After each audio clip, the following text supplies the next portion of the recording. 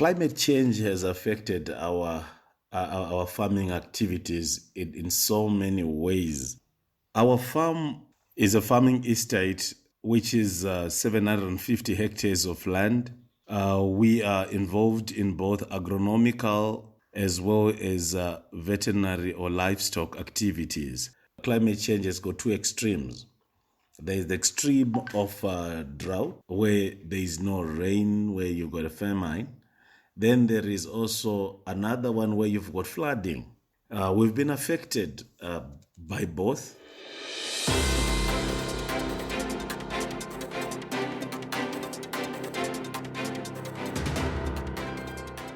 Welcome back to Africa Science Focus, the weekly science and development show from SciDevNet. I'm Ogechi Ekeanyao. Climate change is resulting in increasingly extreme and unpredictable weather conditions. In Sub-Saharan Africa, the disruptive weather conditions are causing hardships. From floods to drought, the continent is witnessing disasters that are exacerbating poverty. The extreme weather conditions make planning difficult for farmers and put their crops and livestock under threat. In this episode, our reporter Michael Kaloki spoke to Zambian farmer Munuaradzi Muronda. Munuaradzi, who is also the founder and president of the Sub-Saharan Africa Farmers Organization, told us about the effects climate change has had on his farming activities. On the issue of drought, at one time we lost a lot of livestock because of limited water, drinking water for animals, and also even the game side we were affected because we didn't have enough water. Further, even on the field crops, on the agronomical side, we had planned a very big crop to put on the farm field, and it started very well, but midpoint it was rain dependent then. So hoping that we have planted well, the meteorological office has given us all the right information required. The rainfall peak starting season is this, the peak period on this date. By this time we have it receding, so planting dates are these dates and this date. I think that time they're giving us, between November 15 and December 15 to be the best planting dates, looking at the rainfall pattern that time. And it so happened that after we planted, it had started very well, but we ended up with a very serious problem because rain went around January 20 to about almost end of February. There was no rain for about 1.5 months in the middle of the rainy season. We have been affected by flooding, and it's actually last year. The 2021-2022 farming season was, we had some cyclonic rainfall pattern, and the cyclone brought, the rainfall sort of started late. So we were going like in drought, dry spell kind of a climate. But all of a sudden we had rain that came. It was too much. Fields were wiped away. Some crops were actually swept away because of the flooding.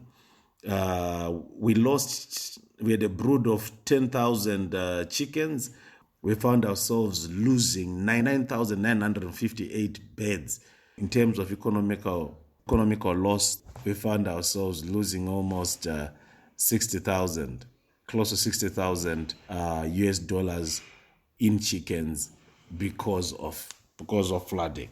Munuaradzi, what additional impact that is, has climate change had on your income and also your household as well? Climate change affected our income as far as activities, because we had to find ourselves scaling down production where we had gone the level where we are growing 10,000 broiler chickens. We've got about 2,000 free range chicken. Right now we dropped to almost 20%. We're keeping 2,000, 3,000 chickens now because we've not fully recovered from that. And the other effects that we have gone through are that we had to sell some of our livestock to mitigate some of the loans that we had gotten for the farming season. But because we did not have a good yield, we found ourselves in debt. Some of the debt became so serious, we were taken to court because of the effects of climate change. We lost when we were holding, when we had borrowed or we had other people's fund. So as a result of that, when this happened, we found ourselves in a situation where we cannot service debt on time. I remember even at one time, our children had to delay paying their school fees because funds were not readily there, and I had to. So now you see that's becoming personal. Now this is household income getting affected. These climate pressures mean farmers are having to adapt and put new measures in place to overcome the weather.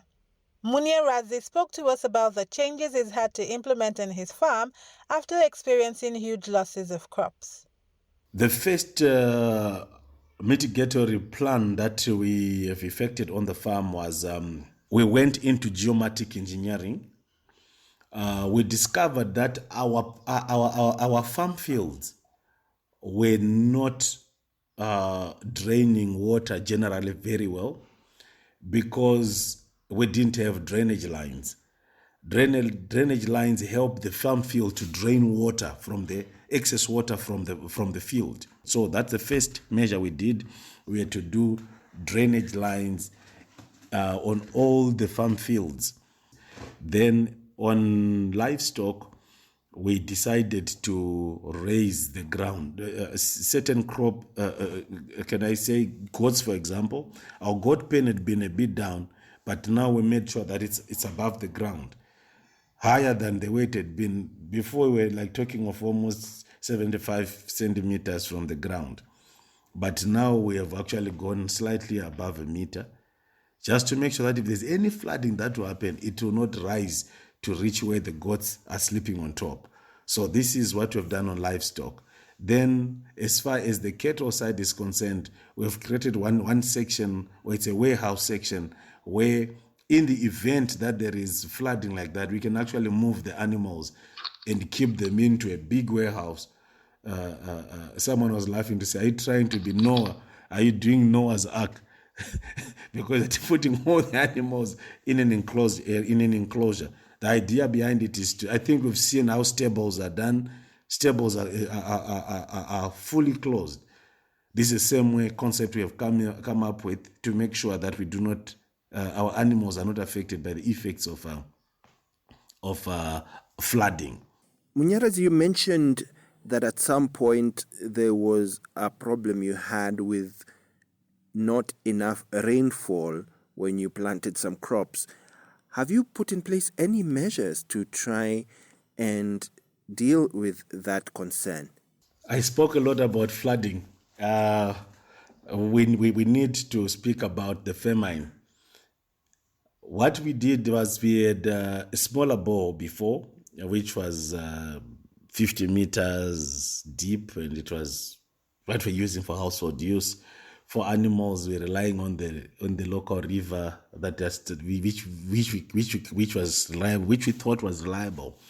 But even irrigation, we thought the river was still reliable. But what we discovered is when there is a drought, all of that does not work. Even that well, we're not getting enough water for us to drink. So as a mitigatory measure, what we have done is we have drilled 3 commercial boreholes. When I say commercial boreholes, I'm talking of boreholes that have got diameters of 24 centimeters. Of about 24 centimeter diameter hole, which is drilled into the ground almost 250 meters deep. This ensures that there's always water. If the levels, the water, the rivers that are underground the first one dries up, we know the second one below will be able to take care of us. If the second one dries up, the third one will do. So we've got maybe 10, 15 rivers on one hole going down. So we are making sure that what we went through will never happen again.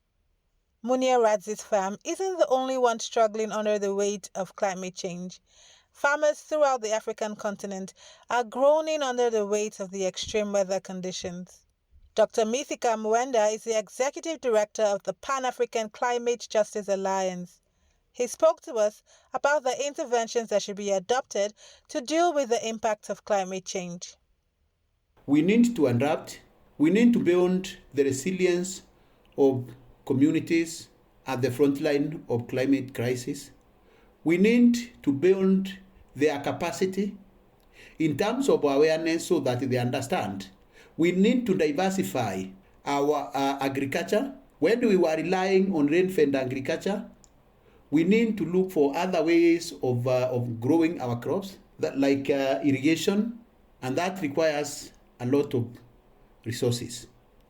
We need also to improve our technology so that we rely on fast growing crops, which are not relying on seasons.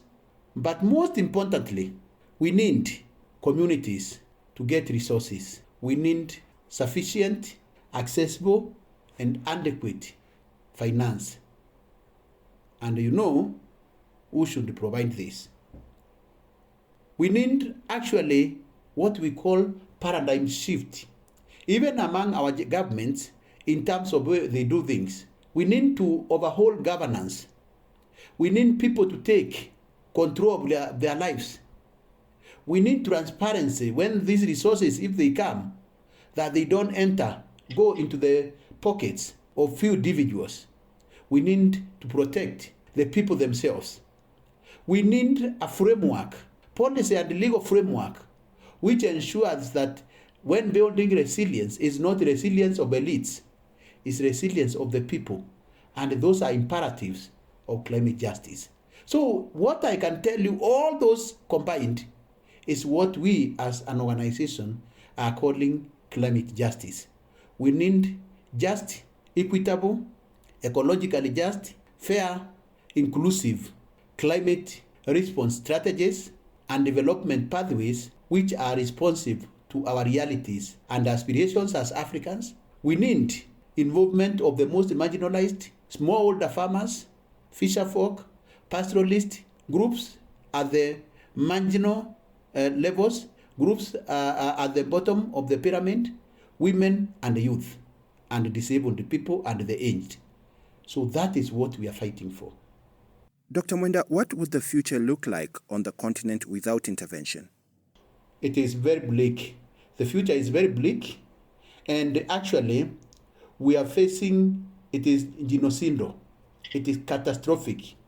It cannot be described by words. What will happen to the regular farmers, say, if there are no interventions? There will be no food. And even, I'm not saying, right now it is happening. We are not talking about the future. It is currently happening. There is no food. I come from a place which relies on rain-fed agriculture. The rains are failed for the last 5 consecutive rainfalls seasons, so there is no food. So if there is no food, the food prices are skyrocketing, and of course there is also there is no even that food, and you can say we have food deficit. Economically, it affects our economy directly, so we are not going to achieve our vision 2030, for instance, at Kenyan level. People will die, and people are dying. Livestock will die, and we have no food. So that is what is happening now. That's all from us at Africa Science Focus today. If you want to find out more, head to the SciDevNet website. That's www.scidev.net.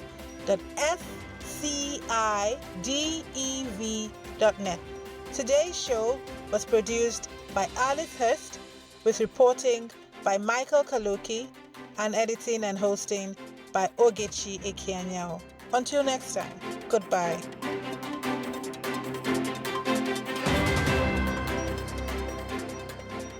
Africa Science Focus is produced by SciDevNet and distributed in association with your local radio station.